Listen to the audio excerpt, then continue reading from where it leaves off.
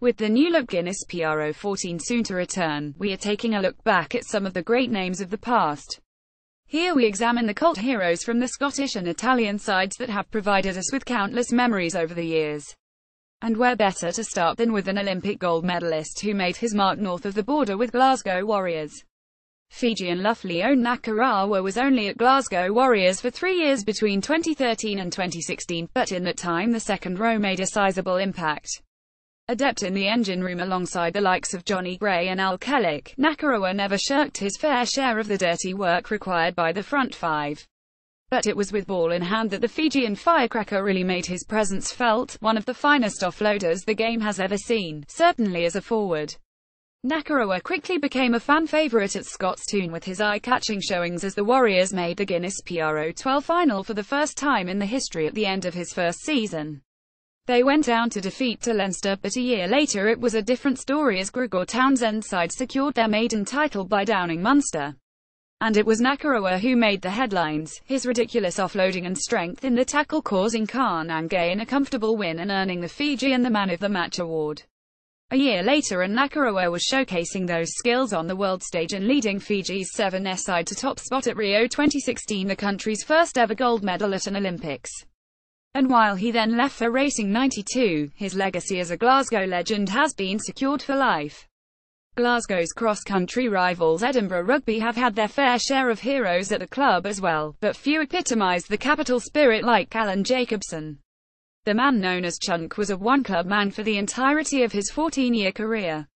In that time he won 65 caps for Scotland and played a key role in 3 World Cups, but in Edinburgh it his efforts for his hometown club that earned him the most praise. The club launched a unique club trophy in the shape of the retiring Propsir. The annual award is presented to the player voted most dedicated by fans. Jacobson hung up his boots in 2013 as the longest-serving player and record appearance holder. In his time there, the Edinburgh club finished second in the league back in 2009 and made the European Cup semi-finals in 2012.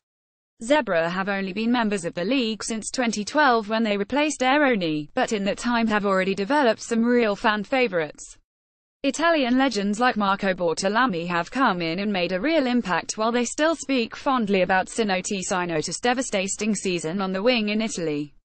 But for cult hero it is hard to look past the great Mauro Bergamasco, the Italian flanker who spent a lot of his career in France with Stade Francais. But the Italian, who won 106 caps for the Azzurri, returned to his homeland for the end of his career and was a huge asset as Zebre established themselves in the new league. Versatility was one of Bergamasco's calling cards on the international scene. He played all across the back row, on the wing and even at scrum half for Italy, but with the club he was always at flanker as they made their name. In the league, he scored a try and was pivotal in their first win since the club was formed, a 3025 victory over Cardiff Blues in Wales that put them on the map. Across Italy and Benetton Treviso have been very fortunate to have had some of the biggest names in world rugby line up for them. In the Pro 12 era the likes of Brendan Leonard and Luke Burgess have graced the green and white jersey, but go back a little further and you get some of the greats of the game. Michael Lynagh was one to shine, but the 4 years Sir John Kirwan spent on the wing in Italy make him the club's most famous former face. Fluent in Italian, Treviso was where he met his wife Fiorella. While on the pitch the All Blacks flyer terrorised defences. The World Cup winner regularly lined up for the club during the New Zealand off-season, and this was when the winger was at the peak of his powers. Between 1985 and 1989, the people of Treviso were treated to some world-class showings from one of the game's greats.